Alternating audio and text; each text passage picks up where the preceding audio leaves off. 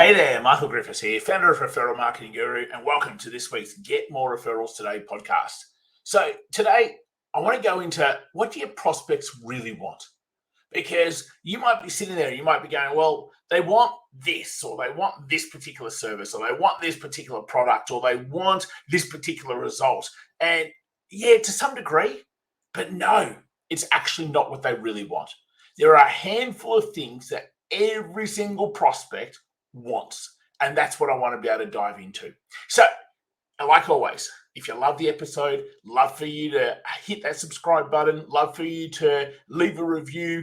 Everything helps to be able to spread the Get More Referrals Today podcast even wider, help more business owners, help more service professionals to be able to grow their business and be able to contribute more to society. If you love the episode, share it just with one other person. That's the only thing that we ask. So let's go in and let's dive into what does your prospect really want? See, most people, when they would answer that question, would go, well, they want insert whatever result you get people. So let's just say that you're a person that helps people with social media. Well, they want someone to help them with their social media. Let's say you're an accountant. Well, they want their accounting done, or they want their tax done, or they want their BAS done, or you're a bookkeeper. They want their books organized.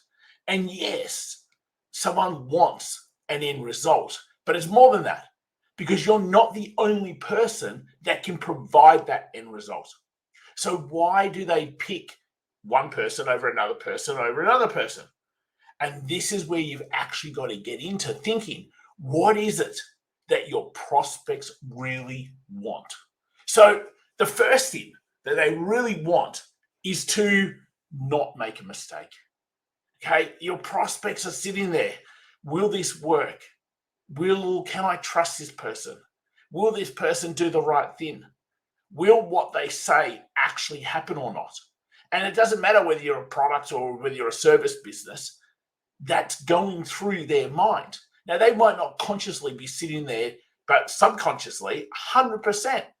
Because every single person, unfortunately, has had an experience in life where someone told them that something was going to happen and it didn't.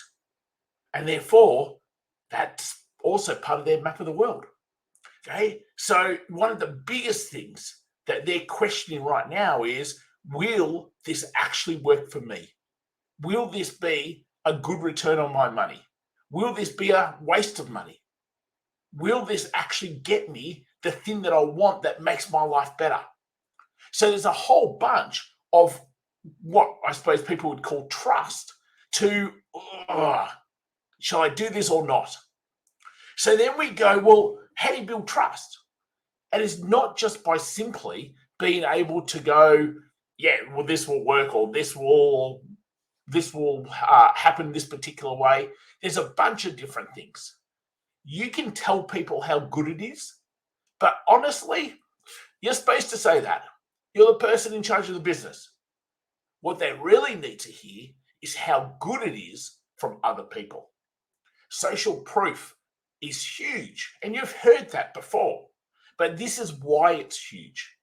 It's huge because it allows people to get this feeling of trust that it has worked for others. And if it has worked for others, it can then work for me. So your social proof needs to have an array of different types of people, because people, when they look at social proof, are constantly looking, is that person like me? So if you're trying to sell to 20-year-olds and you've got social proof from 40, 50, 60-year-olds, they're not going to resonate with that. They're going to go, oh, it works for older people, it doesn't work for younger people, or vice versa. You've got a bunch of 20, 30-year-olds and social proof from them, but really what you're trying to do is target someone who's 50 or 60. It's not going to work for them in their mind. Or you might be targeting males, but you've got only social proof from females.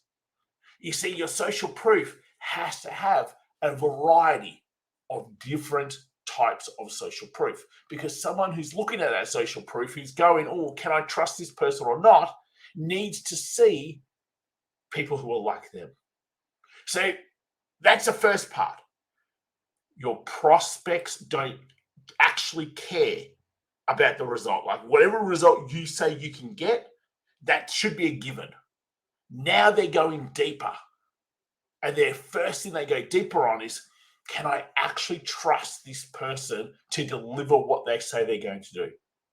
Is this going to be another one of those things that I start and I don't finish? Is this going to be another one of those things that I pay for and it breaks? Is this going to be another one of those things that I pay for and it doesn't turn up?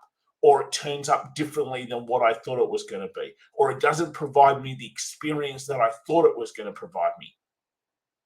See, you're fighting that because they've had that experience before. Not from you, but they've had that before.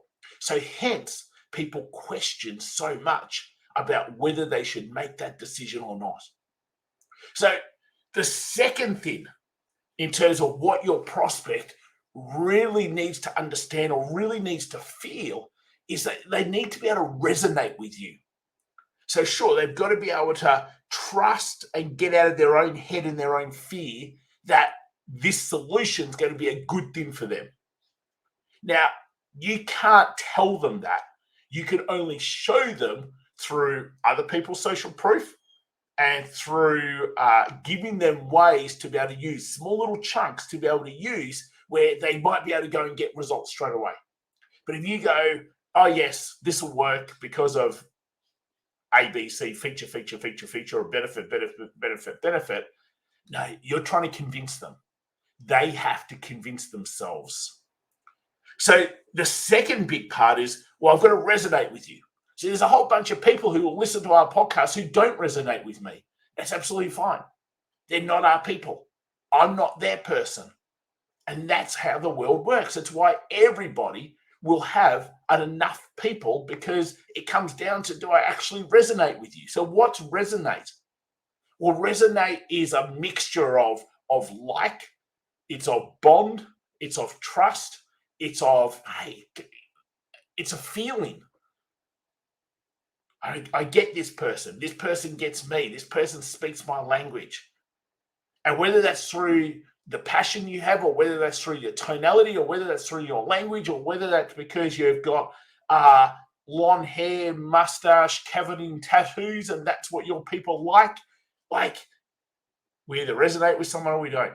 And most of the time, we don't even know why we resonate with someone, because we can't. The limbic brain either likes someone or they don't like someone. And therefore, it creates a feeling in us about liking someone or not. Now, can we influence that? Yeah, we can. That's a different video. Okay. But when you start to just go, so much of someone doing business with you comes down to because they resonate with you. And that's not just simply like you. Okay? That's a shallow version of what most people use. They go, oh, because they like you. It's more than that. And you can actually influence whether someone resonates with you by actually understanding that that's what needs to happen. Someone needs to be able to resonate with you. So for someone to be able to resonate with you, they need to feel like you understand them. They need to feel like that you're listening to them. They need to feel like that you actually are on their team. So there's so many little things that we can do that most people don't even think of. And what that provides is the feeling of trust, of safety, of, yeah, I think this is a good decision. And that's what your prospects are going to come to. They're going to come to this sort of realization where they just simply go, you know what? That's a really good decision. They won't know why it's a really good decision, because the limbic part of the brain is the part of the brain which is giving them that feeling that it's a really good decision. So when you think about, again, prospects aren't just about like that tangible solution, that result that you get should be just the given. There's these extra little things that you can be doing in terms of what really gets a prospect to go, yeah, you're my person.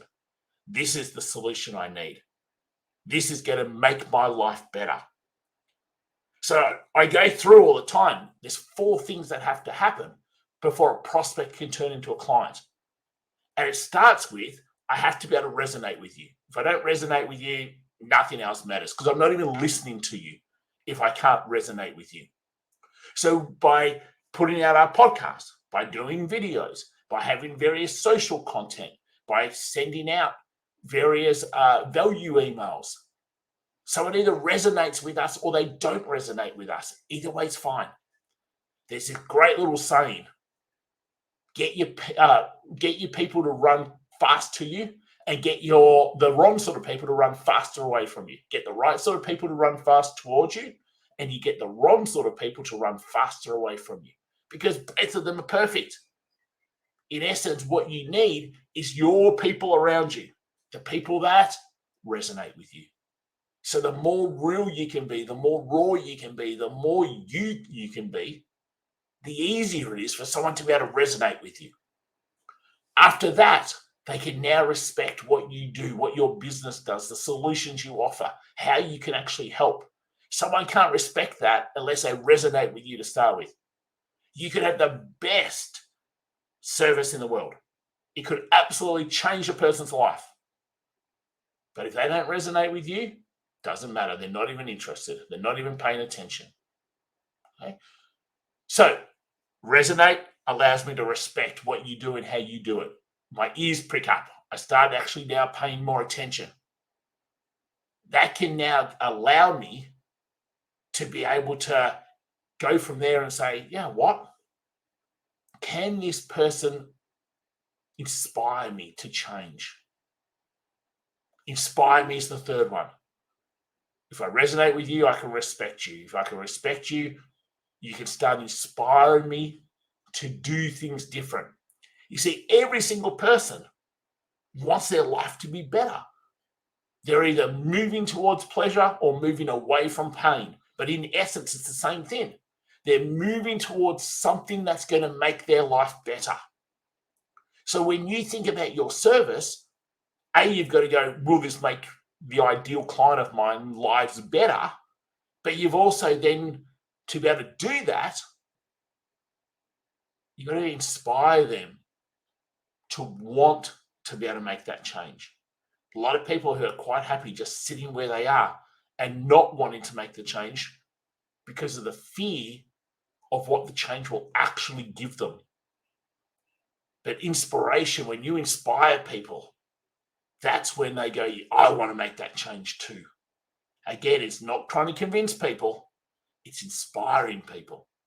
And then they'll start asking that actual question. I actually think this person can make my life better. That is the process we go through. Now, we can go through that in seconds. We can go through it in months. We can go through it in years. But subconsciously, that is what we're actually going through, which then provides that limbic brain with this feeling of, I've just got to do this. I've just got to have this.